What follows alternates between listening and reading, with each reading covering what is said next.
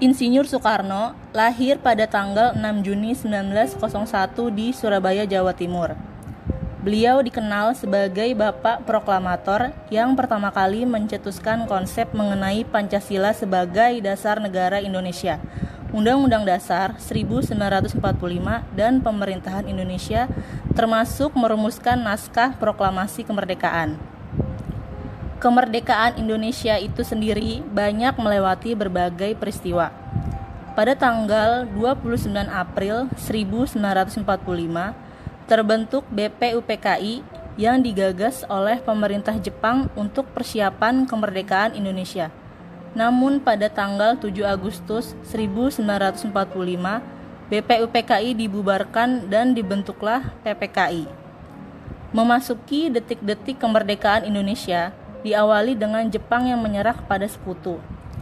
Pada tanggal 14 Agustus, Syahrir menyampaikan kepada Bung Hatta agar Bung Karno segera menyatakan kemerdekaan melalui siaran radio.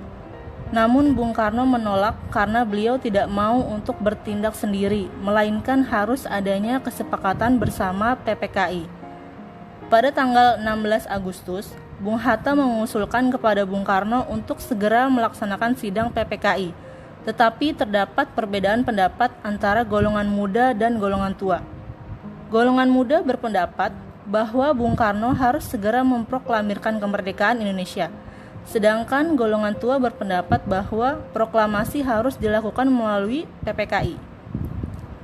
Para golongan muda merasa kecewa atas jawaban dari Bung Karno.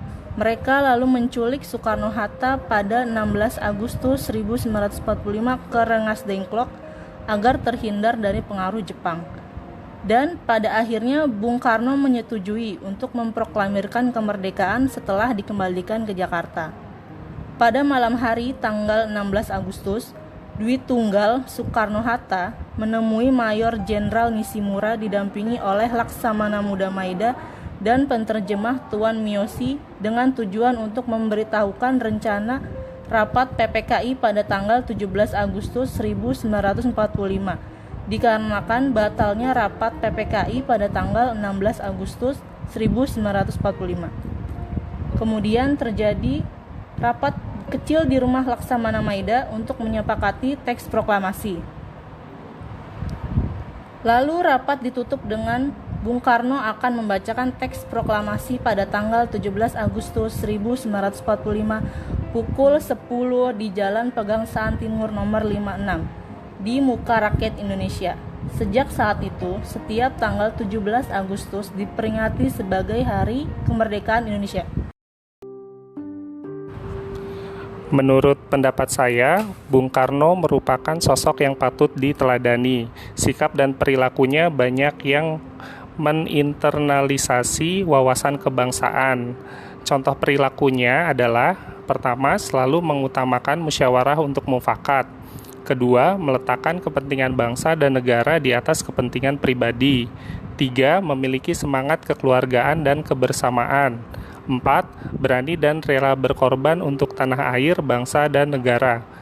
5. Pantang mundur dan tidak kenal menyerah. 6. Pekerja keras. Dan 7. Adil. Perumusan Dasar Negara Indonesia merupakan hasil kerja keras yang melibatkan banyak tokoh, di antaranya Soekarno.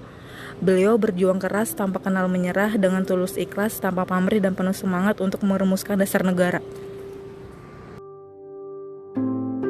Pancasila yang menjadi dasar dan ideologi Negara Kesatuan Republik Indonesia adalah rumusan Soekarno. Itu merupakan salah satu upaya untuk mempersatukan Nusantara dari Sabang sampai Merauke.